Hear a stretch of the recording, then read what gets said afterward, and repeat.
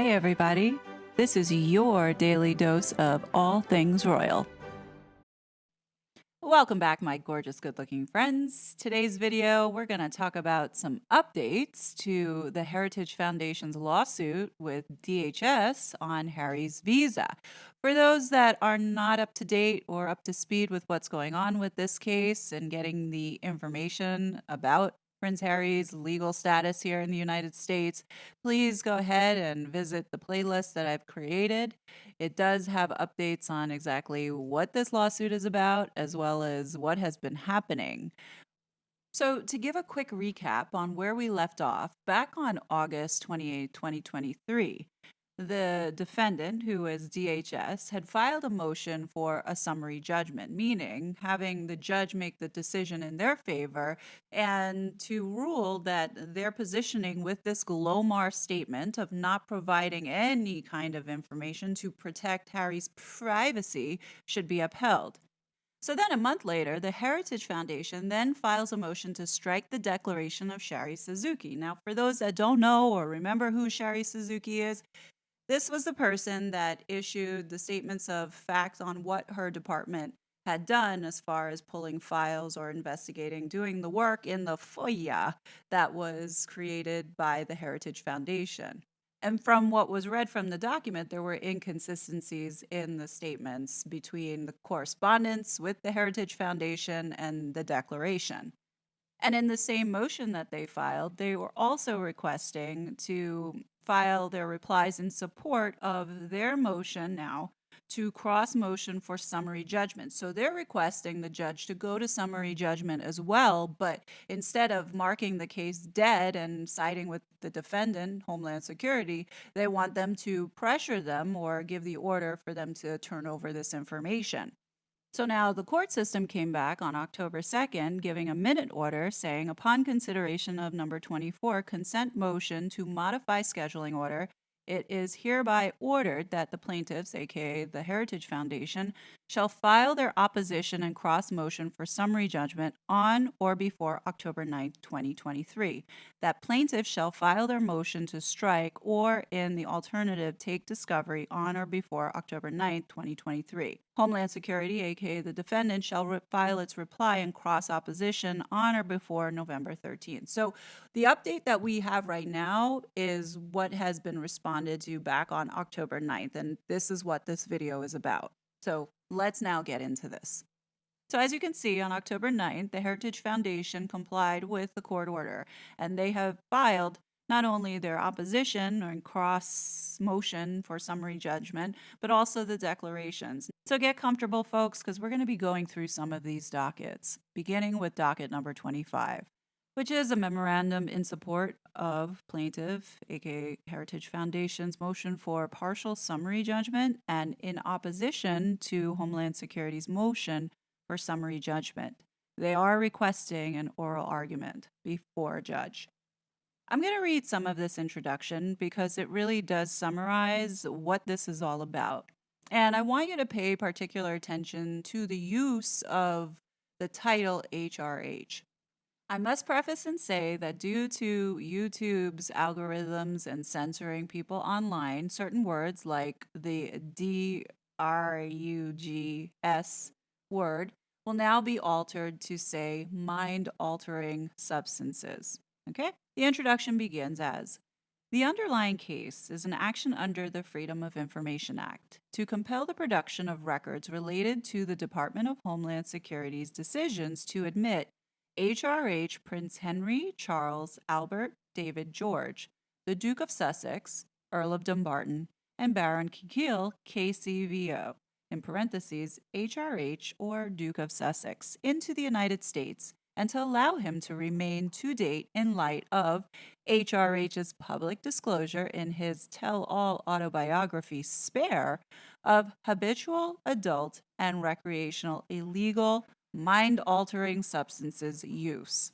Every aspect of this case involves the Duke of Sussex. Legally, this is a somewhat unique case with highly limited precedential application because, save for HRH's extensive disclosure of illegal mind-altering substance use in Spare and elsewhere for commercial gain, this case could not have been brought. But at the end of the day, it is not a case about the Duke of Sussex or his conduct. It is a case both about how our government operates and shining the light on probable government misconduct in favor of the rich, famous, and powerful in an extraordinarily high profile case. The celebrity, notoriety, and extensive public coverage of the case of the Duke of Sussex makes a perfect vessel to answer an age old question. Are we a government of laws and not of men? Or are all animals equal, but some animals are more equal than others? So, bringing this back into focus is really the original three questions that the Heritage Foundation is trying to find out, but is getting tremendous amount of pushback from our government. And it goes into saying that one, did DHS properly admit the Duke of Sussex, even though he has publicly admitted to the essential elements of multiple mind altering substances offenses in both the United States and abroad? Number two, did DHS improperly grant Duke of Sussex a waiver to enter the country on a non immigrant visa given his history of admissions to the essential elements of mind altering substances offenses? And number three, should DHS reconsider its decision to admit the Duke of Sussex into the United States in light of the Duke of Sussex's most recent admissions to the essential elements of numerous mind altering substances offenses, both here and abroad, in his 2023 memoir, Spare? This is all the Heritage Foundation wants to know. So, all of this pushback from the government gives the impression that they are hiding something, whether it be not following the right procedures, giving him exactly that preferential treatment because he is a royal. And this is really what this is all about. The government's position has been maintaining Prince Harry's privacy, but what is being contested is that some of the information that they are stating would be given out can be easily redacted. They're just looking for simple responses to these three questions. So, this is the argument that the Heritage Foundation puts forward of privacy not being a concern. It says matters not currently in dispute. Defendant, aka US government, raises a number of points in defendant's motion, presumably for purposes of preservation, which are not in dispute or which require clarification as to the scope of the parties' current dispute. After conferring with counsel for defendant, the only matters currently in dispute are the validity of defendant's Glomars and categorical withholdings. First, defendant's motion raises the specter that plaintiffs seek a mass of private material about the Duke of Sussex covering many facets of his personal life. That's a red herring, meaning that's a distraction. Plaintiffs do not challenge the application of privacy related exemptions except in the context of understanding defendant's actions relating to the Duke of Sussex's mind altering substance use. Plaintiffs, aka Heritage Foundation, have never disputed and have made clear during the meet and confer process that whatever privacy interests the Duke of Sussex has left after selling virtually every aspect of his and others' private lives for massive commercial gain in, say, health information or financial information or family relationships unrelated to his mind altering substance use may be properly redacted under exemption 6 or 7C. To reiterate, this is not a case focused on the morality or probity of the Duke of Sussex, nor is it a case about obtaining information of admittedly great public interest on normally private matters the Duke of Sussex has made public for profit.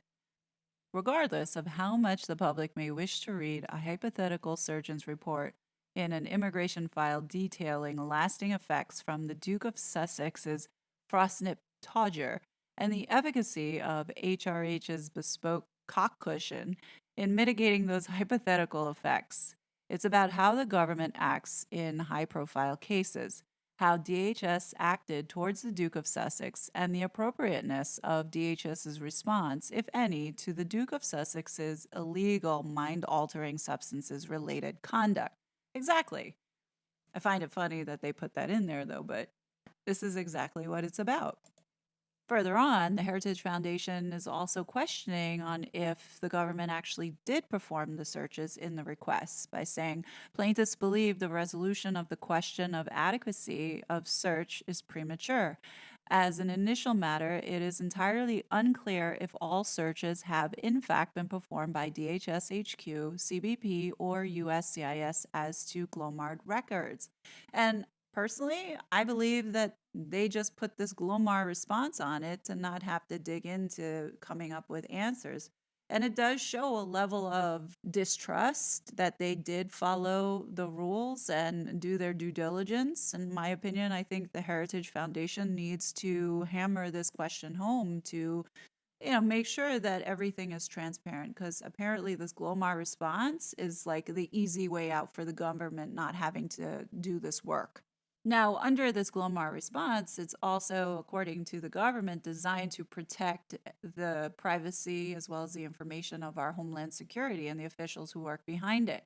And the Heritage Foundation doesn't have a problem with that. However, they do want to know if indeed, let's say there was people who decided to give this guy a free pass. I mean, the people of the United States need to know that, because that does affect our security. What if they're doing that to other people and letting these, wackadoos come into the country to undermine, let's say, our Constitution, exactly what Prince Harry is doing at this moment?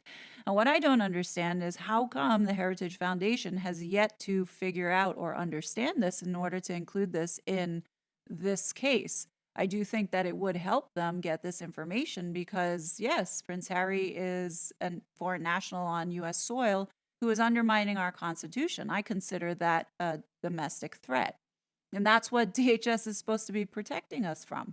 The Heritage Foundation then goes into arguing that a Glomar response is not appropriate because the public interest outweighs protecting Harry's privacy, claiming that what the government is doing is unlawful. In which it says here, as an initial matter, defendant, aka Homeland Security, cannot and does not dispute the fact that the Duke of Sussex has trumpeted his mind altering substance use to the entire world.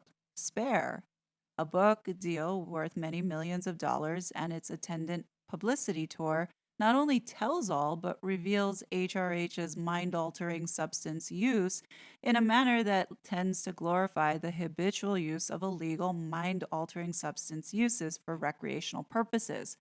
The Duke of Sussex has no cognizable privacy interests on those points. Thus, defendants' actual asserted privacy interests at issue is not in the fact of the mind-altering substance use, but how that admitted mind-altering substance use factors into HRH's immigration status. The argument in question is that the extent to which this fact, of Harry disclosing this on his worldwide privacy tour, is already public and affects the significance of the privacy rights that Prince Harry may have, because he already willingly gave up that information. Now, this next part of the document is going to raise some eyebrows, as it did mine, and it's going to make you think. In my opinion, I don't think that the royal website is accidental, and here is why. The Duke of Sussex's privacy interests in this case is extraordinarily attenuated because, 1, the combined weight of his disclosures regarding his mind-altering substance use and the implications of that mind-altering substance use on his life actually reveal a considerable amount about the Duke of Sussex's immigration status. And 2, he is a high-ranking public official. And 3, he is a paradigmatic public figure. Collectively, these factors significantly diminish HRH's privacy interests. Now, I must reemphasize that the royal family website is no accident. The United States sees Prince Harry as a public official. Now, before you go ahead and furiously write in the comment section that Prince Harry has no connection with the king, I want you to hold that thought for a second, because that has nothing to do with us here in the United States keeping in line with the Geneva Convention and honoring, protecting this jackass, okay? I ask you to stay with me because this is the most important part of this video. Focus on number 2. The Duke of Sussex has a diminished privacy interest as a high-ranking public official. The Duke of Sussex's status as a high ranking public official reduces his privacy interests. While he is no longer a working royal, he is still a royal duke and counselor of state. Let me read that back to you. While he is no longer a working royal, he is still a royal duke and counselor of state. That's a high office, and his United States residence and apparent immigration to the United States has caused debate in Parliament over whether he should retain that office. Does anyone really believe that the UK is not protecting Charlie Boy's son here in the United States? I will guarantee you that there is a level of security that the United States is paying for to protect this petulant man baby, all because he is the king's son. This website is not an accident, and I will bet that it has something to do with this role that Harry has as counselor of state, which I guarantee has certain provisions in it to protect him. You see, Harry may have protection, but his bitch wife and his two invisible kids don't, and I believe that's what the fight is for. In the footnote of this document, it says during debate on the Counselors of State Act 2022, the House of Lords last year, Viscount Stansgate prefaced an amendment, later withdrawn, to remove the Duke of Sussex from the list of Counselor of State by noting the Duke of Sussex had left the country. Lord Berkeley added, the Duke of Sussex is abroad, as we all know. And Section 6 of the Regency Act 1937 appears to exclude those who are absent from the UK. I do not know whether that means absent for a short or long time. We can form our own views on it, but it's pretty clear that he is away for quite a long time, and I question whether he should still be on that list. I think the people of the UK need to continue to keep questioning it. And I ask my UK followers, can you all be sure that absolutely no taxpayer money is going towards protecting this idiot while he is away here in the United States? I mean, face the facts here. Harry still has an official role with the monarchy. The question is, are there any monetary benefits that come with it? I will bet that there are some dollars being flowed to him that the public is not aware of. You can bet that the United States has security on Prince Harry. Even if it is at a high level, we're going to make sure that nothing happens to this guy on our soil because he is the king's son, one of our biggest allies. We're not going to allow anything happen to this douchebag. Anyhow, moving on. Number 3. The Duke of Sussex has a diminished privacy interests as a public figure concerning all relevant aspects of his life. The Duke of Sussex's notoriety is not limited to his official status. He is also perhaps sui generis as a public figure. He has long been a public figure in virtually every aspect of his life. He is not one who is famous as an athlete or as an artist and nothing more than by profession. He is famous in almost all aspects of his life, and he has sold his personal privacy in all those areas, increasing his notoriety for profit while correspondingly greatly diminishing his privacy interests. Simply put, the Duke of Sussex is the paradigmatic public figure. Now, I'm not going to go into the rest of this document because it is redundant. A lot of the things that they have put in this is repeated from filings that they posted prior. So if you want, feel free, visit the other videos that I have done. It's really putting its position on why a Glomar statement is not applicable here and that the judge needs to reject their motion for judgment summary in pretty much throwing out the case. What they are asking for, though, is for this to be reviewed in person by a judge in order for them to have their say and present an oral argument. And that's kind of where this case is at the moment. So you might ask what happens next? Well, we go back to the October 2nd order that was given by the court system, and it says that the defendant, aka the U.S. government, shall file its reply and cross opposition on or before November 13th, 2023. Defendants, aka Homeland Security, shall file their opposition to plaintiff's motion to strike or, in the alternative, to take discovery on November 13, 2023, and plaintiffs shall file their replies in support of their motion, cross motion for summary judgment, and motion to strike or, in the alternative, to take discovery on or before December 4th, 2023. So, folks, we're going to see this right out well into the end of the year and continue into next year, most likely. Unbelievable. All to just get these simple 3 questions answered. What a waste of resources. And I'm not saying, I fault the Heritage Foundation, but look at how the government drags its feet and now wasting taxpayers' money, all because they're doing something shady in the background. I don't know, man. This Spare Act seems to be crawling at a snail's pace. So here's an update on where this act is in our House. Right now, it has been submitted and it's currently in the committee, but it's been sitting there since August 8th. I will keep my eye posted on this to see any movement, but as we stand, it hasn't moved very far. I will definitely be keeping my eye on this, and any kind of movement, I will be sure to let everybody know. But on that note, leave your comments below. I'm interested to seeing what you think, and as always, I will be back with more content. But until then, please be safe, and I'll talk to you later.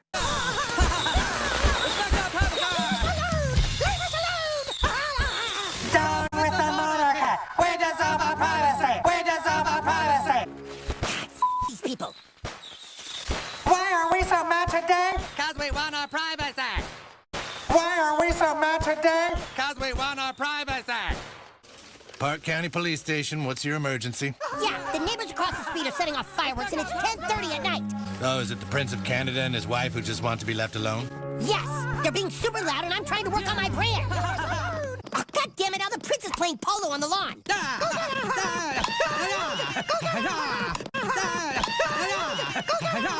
We are here because privacy is a basic human right. I think everyone has a basic right to privacy. Basic. How many more princes and his wives have to live in this nightmare? Hey, can you two keep it down? Hey, you ever heard of a thing called privacy? Yeah, nobody gives a shit. Will you two just shut up and go away? It was such a fraud.